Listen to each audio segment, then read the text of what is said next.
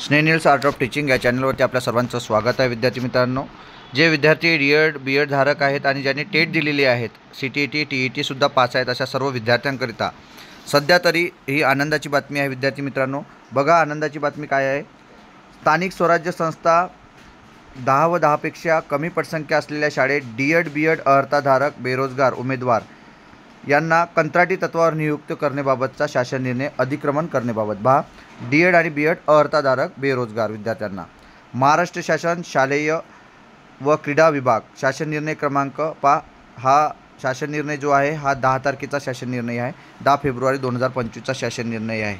विद्यार्थी मित्रांनो, लक्षात घ्यायचं आहे की कंत्राटी GR भरती जरी रद्द झाला असला परंतु यात काय आहे नेमकं ते लक्षात घ्यायचं आहे.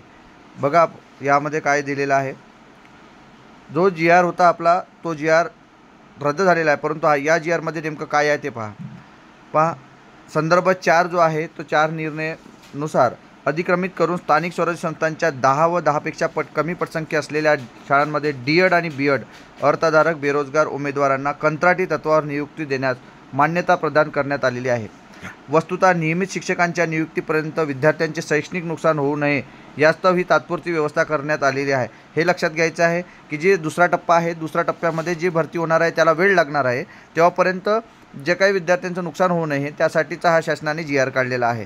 सन 2022च्या शिक्षक अभियोग्यता व बुद्धिमत्ता चाचणीमधील गुणांच्या आधारे करण्यात येणाऱ्या शिक्षक भरतीचा दुसरा टप्पा दिनांक 20 जानेवारीमध्ये प्रत्यक्षात सुरू झालेला आहे. म्हणजे विद्यार्थी मित्रांनो, जो टप्पा आपला दुसरा सुरू झालेला आहे परंतु व्हायला वेळ आहे, त्यामुळे आवश्यक अर्हताधारक व पात्र शिक्षक नियमित तत्वावर उपलब्ध होणार आहेत.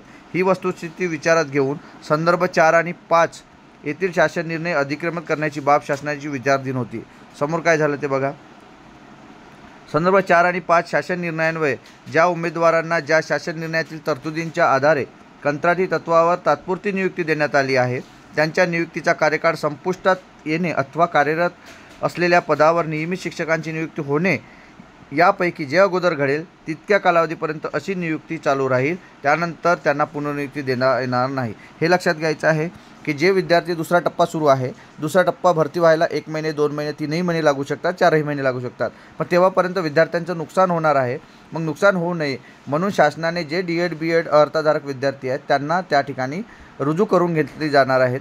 परंतु जे विद्यार्थ्यांचे म्हणजे भरती टप्पा जर पहिल्यांदा झाला तर ते विद्यार्थी म्हणजे जे कंत्राटी आहे त्यांना तिथून काढले जाणार, म्हणजे त्यांना तिथून त्यांची जी नियुक्ती आहे ती रद्द केली जाणार आणि जे नियमित येणार आहे त्यांना त्या ठिकाणी रुजू करून घेतली जाणार आहे. ज्यापैकी दोन्ही घटनेपैकी जी घटना पहिलं घडणार आहे ते पहिल्यांदा केले जाणार आहे. त्यापर्यंतही आपल्याला ह्या विद्यार्थ्यांना या ठिकाणी कंत्राटी पद्धतीने ठेवण्यात येणार आहे. सदर शासन निर्णय आपल्याला या ठिकाणी हा मिळणार आहे. महाराष्ट्र.gov.in या संकेतस्थळावर आपल्याला उपलब्ध आहे. हा संकेतांक त्यांचा नंबर आहे, हे लक्षात घ्यायचं आहे आपल्याला.